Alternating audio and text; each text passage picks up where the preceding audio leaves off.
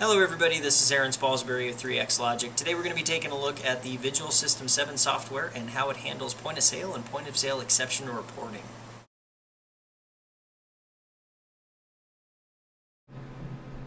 Alright, so you can see over here off to the left hand side we've already connected up to a number of our servers. Of course we've always got all of our various cameras in here that we can either expand or contract these individual menus. What we're going to be taking a look at is VPOS, the point of sale software. Let's go ahead and take a look at some of these exceptions. So I'm going to double click on this guy, and here's some that we've already programmed into the system. Any one of these guys you can come in here and just click on them, hit edit, and it'll take you over to the criteria that we're actually going to be running the exception report against. For instance, this one happens to be a membership item. Any value, of course, you've got full Boolean searches in here, greater than, less than, or equal to. Also, as well as quantity, the same Boolean searches through there, as well as each individual register or cashier. You can search those individually as well. Basically, the more criteria that you put in here, the more stringent the search is going to be, and it'll dwindle down your search results considerably. As well as a void followed by a no sale transaction. Of course, if you have those two transactions side by side, that'll flag it as well as filter method. You can either or and on any of these criteria. One of the other things to note as well is it always going to happen, or is it only during specific hours? This is kind of a neat little feature so that you can find out if something happened on a particular shift, or if you are looking at a particular shift. You can also tie these into any video analytics filter as well.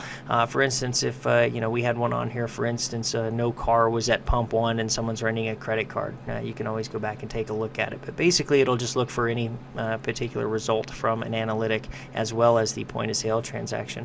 Of course, you've always got your email alerts in here as well. You can come in here and tell it how often you want these email alerts to happen, and so on and so forth, as well as real-time exception events through local events as well. I'll go ahead and jump out of this guy. Let's go take a look at some of our events in here.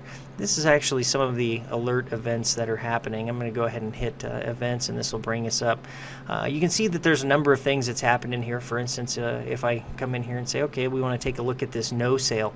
For instance, I can come in and I can go ahead and acknowledge this off, and that's basically going to say, hey, this one is completely done.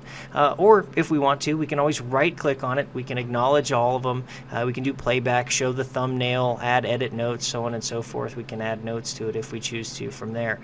One of the things to note, if I double click on this guy, for instance, this coffee transaction, this is going to jump over. It's going to bring up my transaction over here off to the right. It's going to pull the DVR and begin to pull that information or pull that video from that DVR, as well as I can come down here and flag it. I can call it a suspect transaction, enter in any information down here that I want to.